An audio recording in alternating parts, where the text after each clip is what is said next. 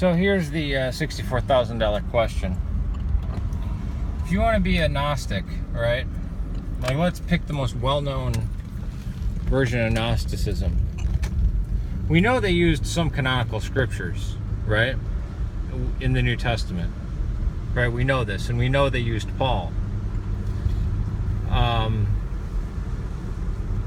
And the Nag Hammadi wasn't necessarily Gnostic. That was what the monks were reading, and they themselves didn't consider it heretical. Some of the works were heretical to some people who were considered church fathers elsewhere in the empire. But how do you practice that form of Gnosticism? They didn't. If it's Gnostic, it means it's secret, and they didn't really write much down.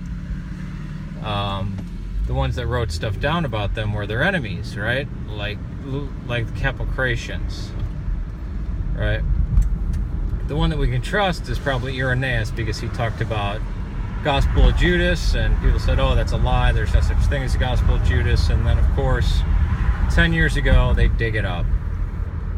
But if you're an Albigensian, which just means from Albi, it's a form of Catharism or Bogomelism or Paulicianism with its own type of flavor in Western Europe. They were celibate, men-only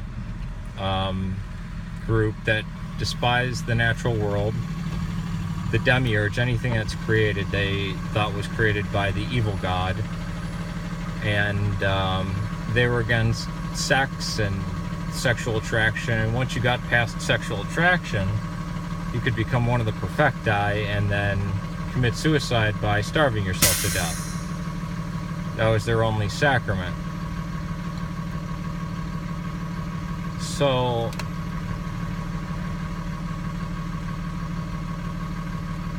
what else more would there to be an Albigensian? I mean, I've read this stuff, but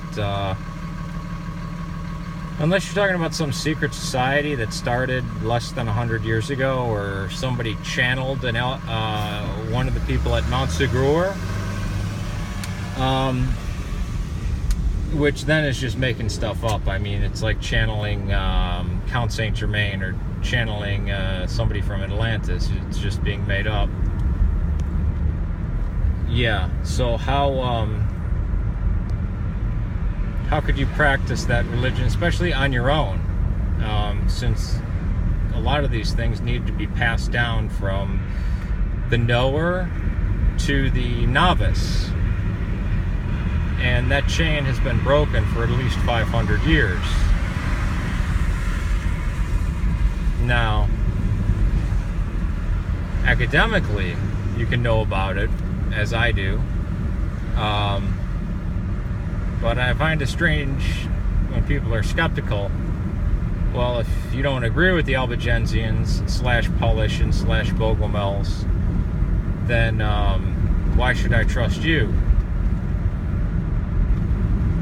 Why trust anybody on, what the Mayans or ancient Greeks believed, or what the Vikings believed, or the ancient Anglo-Saxons? And anyways, we don't really know how they practiced the things that they practiced. We kind of have a glimpse and can get an idea, but then again, yeah, so studying it for 17 years, yeah, Gnosticism, Albigensianism, and Bogomelism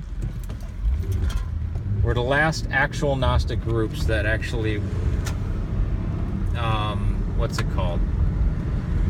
had any members really at all. I mean, you could say the Rosicrucians, but they had no link with the past. Say the Freemasons, but they more came out of the idea of the Enlightenment. They might be linked to the Templars, which were probably the most zealous enforcers of Roman Catholic Orthodoxy that there was under the sun. So, yeah, the Albigensians. And again, the Cathars, which get called Albigensians, aren't the same Cathars that get mentioned at Nicaea. It's like somebody trying to say they're an Ebionite.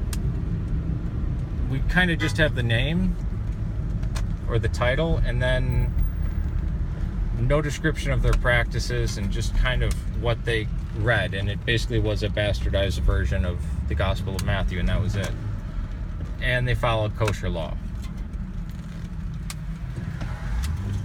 So, all right, peace to you.